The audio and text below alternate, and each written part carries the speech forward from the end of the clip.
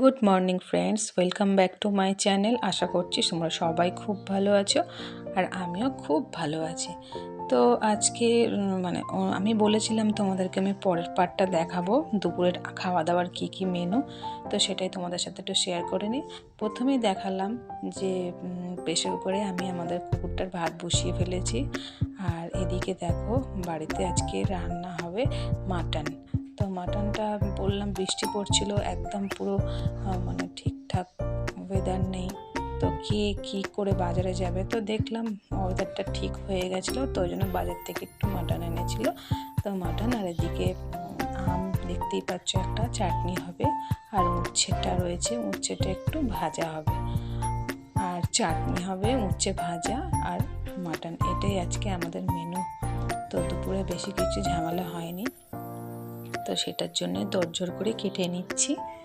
উচ্ছেটা গোল গোল করে চাকচাক করে কেটে নেব আর সেটাই হবে ভাজা। আর সঙ্গে তো চাটনির সঙ্গে তো একটু পাঁপড় না হলে তো চলে না, তো সেটাই হবে। তো তোমরা সঙ্গে থাকো, ভিডিওটা কেউ কিন্তু স্কিপ করে যেও না, খুব সুন্দর ভিডিওটা হতে চলেছে।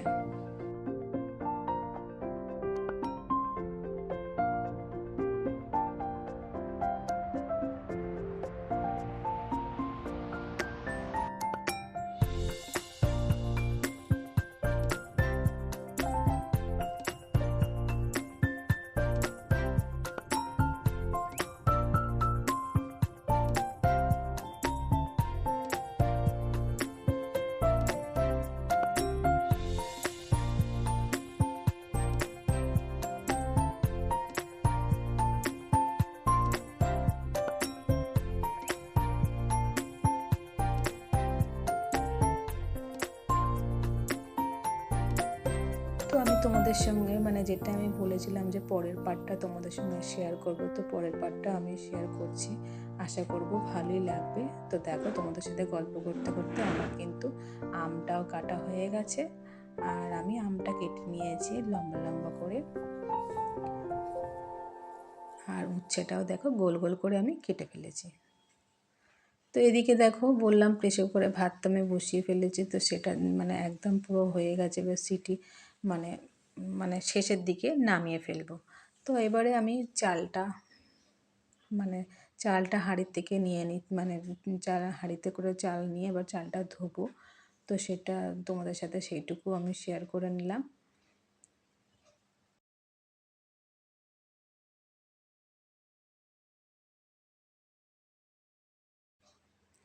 তো দেখো, আমি চাল বের করে নিলাম। এবার চালটাকে ধুয়ে বেশ ভালো করে ধুয়ে কিছুক্ষণ আমি ভিজিয়ে রাখবো, তারপরে মাটনটা করে নেব। তো তোমাদের কাছে একটা প্রশ্ন আছে, আমি কৌটো বলো তো চাল নিলাম, সেটা কিন্তু কমেন্টে অবশ্যই জানাতে ভুলবে না।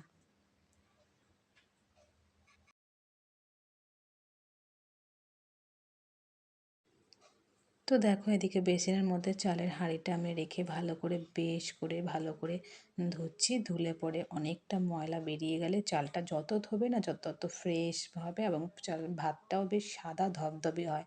তো তার জন্য আমি বেশ কয়েকবার ধুয়ে নিয়ে আর ওটাকে জল দিয়ে কিছুক্ষণ ভিজিয়ে রেখেছি। তারপরে রান্নাগুলো সেরে নিয়ে আবার তোমাদের সাথে ফিরে আসছি।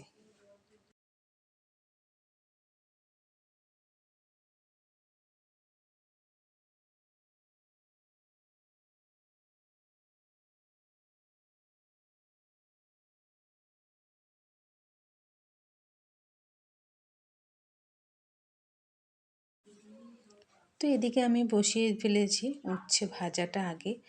তো একটু তেল দিয়েছি, একটু বেশি করে তেল না দিলে ঠিক লাল লালও হবে না আর ভাজাটাও ঠিকঠাক হয় না।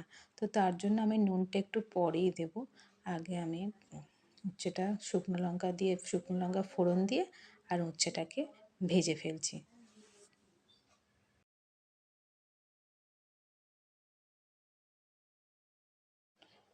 আর এদিকে দেখো, চালটা তো ভেজানোই রয়েছে। তো দেখো, ফাইনালি আমাদের রান্না কমপ্লিট। দেখতেই পাচ্ছ মটনের লাল লাল ঝোল আলু দিয়ে। কেমন লাগছে ফ্রেন্ডস, অবশ্যই কিন্তু কমেন্ট করে একদম জানাতে ভুলবে না। আজকে আমাদের মেনুতে দেখো উচ্ছে ভাজা, সঙ্গে স্যালাড আর চাটনি, পাঁপড় আর মাটন। ঠিক আছে, তো আমার প্রেসার কুকার থেকে আমি সমস্ত মাংসটা বের করে নিয়েছি। এবারে আমাদের সার্ভ হচ্ছে, দেখতেই পাচ্ছ ভাত বাড়া হচ্ছে। তো আমি একটু তোমাদের সাথে শেয়ার করে নিলাম। তো আজকের মতন আসি, টাটা বাই।